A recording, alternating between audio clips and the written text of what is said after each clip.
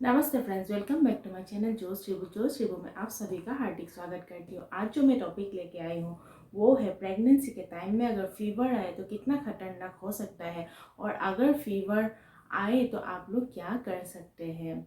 आइए video start करते हैं। हम माँ बनने के टाइम में अगर फीवर आ जाए ये कभी कभी बहुत बड़ा खतरनाक हो सकता है।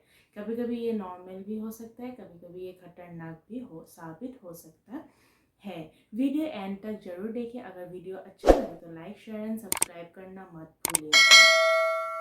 फीवर क्या होता है, फीवर क्यों आता है लोगों का? जब हमारे बॉडी में कोई वायरस अटैक होता है तभी हम लोगों का फीवर आता है। फीवर मतलब इतना भी नॉर्मल कुछ नहीं होता। हाँ, हम लोग जब नॉर्मल लोग रहते हैं तब अगर फीवर आए तो हम नॉर्मली कभी कभी ले सकते हैं, लेकिन इतना भी नॉर्मल नहीं जितना हम लेते हैं। इसलिए प्रेगनेंसी के टाइम में कभी भी ये नॉर्मल मत लीजिए, क्योंकि नॉर्मली लेना ये बहुत बड़ी गलती हो सकती है। क्योंकि ये फीवर के वजह से लोगों का मिसकैरेज भी हो जाता है, क्योंकि ये माँ के साथ साथ बच्चा के ऊपर भी बहुत ज़्यादा इफ़ेक्ट पड़ता है। अगर माँ स्ट्रॉन्ग रहते हैं, माँ पहले से ही खान पान अच्छा है तो इतना भी प्रॉब्लम नहीं होता है। अगर माँ का खान पान अच्छा नहीं होता है, अगर माँ ढीला ऐसा टाइप का होते हैं तो ये बच्चा के माँ के साथ साथ बच्चा के ऊपर भी बहुत ज़्यादा इफेक्टिव हो जाता है। तब किसी किसी का मिसकैरेज टाइप का भी हो जाता है। अभी मैं स्टार्ट करती हूँ कि फीवर क्यों आ जाता है। फीवर आना नॉर्मल है, क्योंकि फीवर हर किसी का आता है। और नेक्स्ट हो गया प्रेगनेंसी का पहले तिमाही में, मतलब फर्स्ट ट्राइमेस्टर में फीवर आना एकदम से नॉर्मल बात है। क्योंकि फर्स्ट ट्राइमेस्टर में हमारा बॉडी का अलग अलग जो सिम्टम्स है सब दिखाई देने लगते हैं। क्योंकि हम नॉर्मल एक लेडी से, नॉर्मल एक वीमेन से जाके हम एक माँ बनने वाले होते हैं तो हम लोगों का अलग अलग सिम्टम्स बॉडी में आते रहते हैं। और उसके वजह से एक थकान भी हमारा होता है, जिसके वजह से फीवर आना जायज़ है। लेकिन वो फीवर इतना भी नहीं होता है जितना हम सोचते हैं। फीवर 102 डिग्री के ऊपर अगर फीवर है तो आप लोग डर सकते हैं। उसके नीचे अगर कभी बॉडी हीट रहता है वो इतना भी डरावना नहीं होता है, वो नॉर्मल भी हो सकता है। 102 डिग्री के ऊपर अगर आप लोगों का फीवर जाए तो आप लोग डॉक्टर से कंसल्ट करना बहुत ज़रूरी है। क्योंकि फीवर के टाइम में हम लोग जो जो मेडिसिन लेते हैं बिना डॉक्टर से पूछे मेडिसिन मत लीजिए। बिना डॉक्टर से पूछे अगर मेडिसिन लेंगे तो बच्चे के ऊपर बहुत ज़्यादा इफेक्ट पड़ता है, और उसी कारण से बच्चा का हार्ट का डिजीज़ आ जाता है। क्योंकि मेरा एक्सपीरियंस है, मेरा जब 5 महीने का बेबी था मुझे पता नहीं था, मैं तब मेडिसिन्स मतलब ले रही थी, चाहे वो डॉक्टर का प्रेस्क्रिप्शन के ऊपर ही डिपेंड करे या जैसे भी हो। मुझे पता नहीं चला था, और डॉक्टर को भी इतना ये नहीं था कि मैं प्रेग्नेंट थी तो मैं मेडिसिन लेती थी। उसके बाद जाके मेरा बच्चा का हार्ट का डिजीज़ आ गया था, जिसके वजह से मेरा अभी बड़ा बेटा नहीं है। तो इसीलिए मैं बोलती हूँ और बार बार आप लोगों को रिपीट करूँगी, आप लोग कभी भी बिना डॉक्टर से पूछे मेडिसिन मत लीजिए। नंबर 1। और एक हो गया जो पैरासीटामोल एक ऐसा टैबलेट है जिससे मिसकैरेज होने का चांसेस बहुत ज़्यादा होता है। इसलिए पैरासीटामोल जितना हो सके अवॉइड कीजिए ड्यूरिंग प्रेगनेंसी के टाइम पैरासीटामोल मत लीजिए।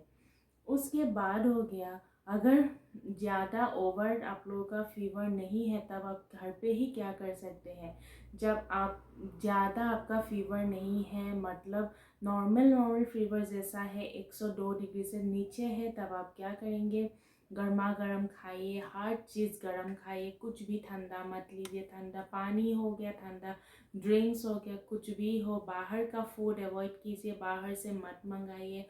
हो सके तो चिकन भी अवॉइड कीजिए, क्योंकि चिकन आजकल हम लोगों का लोकल नहीं मिलता है।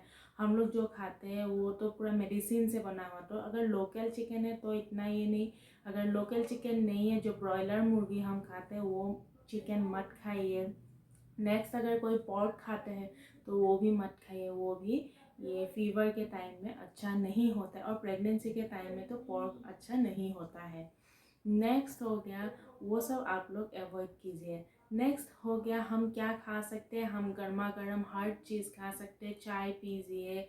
नेक्स्ट हो गया काढ़ा बना के पीजिए, जहाँ पे आप तुलसी पत्ता डालिए, अदरक डालिए, नेक्स्ट लौंग डालिए, ये सब डाल के अच्छे से काढ़ा बना के पीजिए। हाँ, जो ब्लैक पेपर डालेंगे वो ब्लैक पेपर थोड़ा कम डालिए, क्योंकि ओवर हर कोई भी ओवर अच्छा नहीं होता है, क्योंकि ब्लैक पेपर ज़्यादा होने से बॉडी ओवर हीट हो जाएगा, ओवर हीट होने से हम लोग का प्रेशर हाई हो सकता है। लेकिन काढ़ा बना के पीजिए, काढ़ा बनाने से हम लोग का बॉडी का जो इम्यून पावर है वो थोड़ा बढ़ता है, और बॉडी भी गर्म रहता है ना, तो जो वायरस है वायरस अटैक से थोड़ा बचता है, इसलिए काढ़ा बना के पी सकते हैं। नेक्स्ट गर्मा गर्म सूप बना के पीजिए, ऐसा करके कीजिए। उसके बाद नहाने के टाइम में भी गर्म पानी यूज़ कीजिए, चाहे वो गर्मी का मौसम हो चाहे ठंड का मौसम हो, जैसा भी मौसम हो गर्म पानी से, गुनगुने गर्म पानी से नहाइए। शाम होते होते ही आप लोग क्या कीजिए, जो गर्म पानी करके उसमें नमक दीजिए, नमक डाल के वो गर्म पानी से आप पैर धोइए। वो नमक वाला पानी से पैर धो लीजिए। धोने के बाद पैर में पूरा सरसों का तेल से मालिश करके, पैर का जो नीचे हिस्से होते हैं उसमें सरसों का तेल दे के मालिश कीजिए। उसके बाद सॉक्स पहन के रहिए। ऐसा करने से क्या होता है, जो सर पे गरम आ जाता है ना, वो सर का गरम नीचे आ जाता है, तो फीवर नीचे आ जाता है, क्योंकि सर पे गरम ज़्यादा होने से ही हम लोग का फीवर ज़्यादा होते हैं।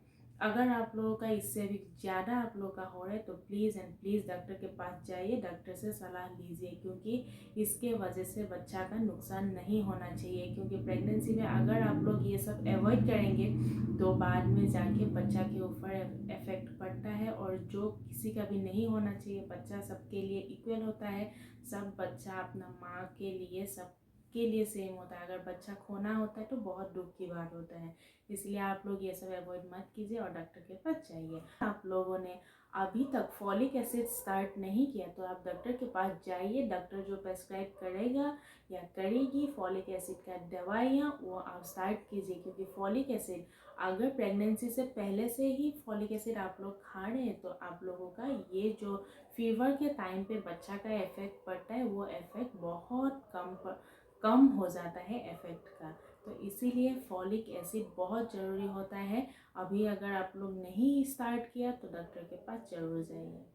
अगर वीडियो अच्छा लगा तो लाइक शेयर एंड सब्सक्राइब करना मत भूलिए।